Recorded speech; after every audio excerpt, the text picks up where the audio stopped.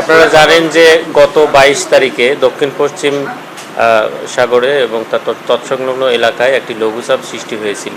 সেটির সর্বশেষ যে অবস্থান, এখন আমরা লাস্ট 6 নম্বর বুলেটিন দিয়েছি।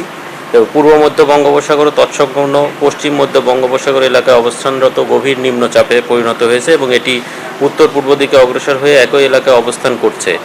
আজকে সকাল 9টায় চট্টগ্রাম সমুদ্র বন্দর থেকে 565 কিলোমিটার দক্ষিণ পশ্চিমে, কক্সবাজার সমুদ্র বন্দর থেকে 495 কিলোমিটার দক্ষিণ পশ্চিমে, মংলা সমুদ্র বন্দর থেকে 540 কিলোমিটার দক্ষিণে এবং পায়রা সমুদ্র বন্দর থেকে 490 কিলোমিটার দক্ষিণে অবস্থান করছিল।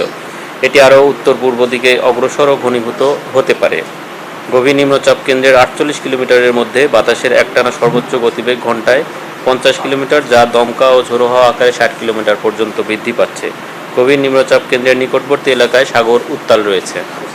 চট্টগ্রাম, কক্সবাজার, মোংলা ও পায়রা সমুদ্র বন্দর সমূহকে 1 নম্বর, পুনরায় বলছি 1 নম্বর দূরবর্তী সতর্ক সংকেত দেখিয়ে যেতে বলা হয়েছে এবং এটি আজকে বিকাল নাগাদ ঘূর্ণিঝড়ের রূপ নেওয়ার সম্ভাবনা রয়েছে। যদি ঘূর্ণিঝড়ের রূপ নেয় তাহলে এটা আমরা বলছি যে ঘূর্ণিঝড় রিমালের রূপ নেওয়ার সম্ভাবনা রয়েছে।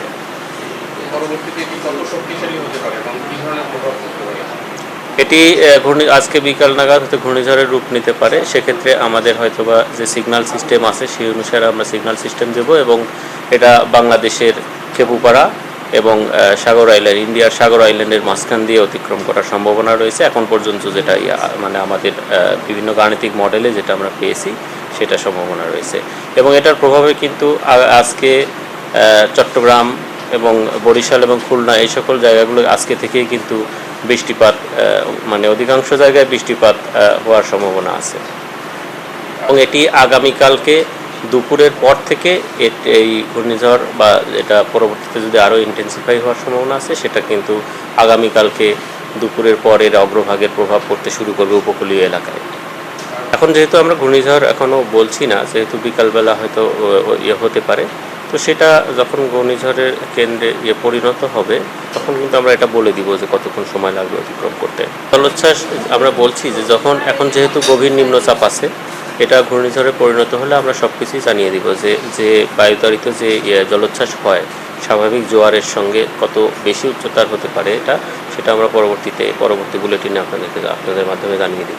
এখন পর্যন্ত গভীর নিম্নচাপের যে অবস্থান, এটার যে অবস্থান তাতে 8 থেকে 10 কিলোমিটার বেগে উপকূলের দিকে আসছে এবং সেখান থেকে কিন্তু আমরা বলতে পারি যে দূরত্ব এখানে আমরা বলেছি সেই হিসাবে কতটুকু সময় কিন্তু সহজেই বোঝা যায়।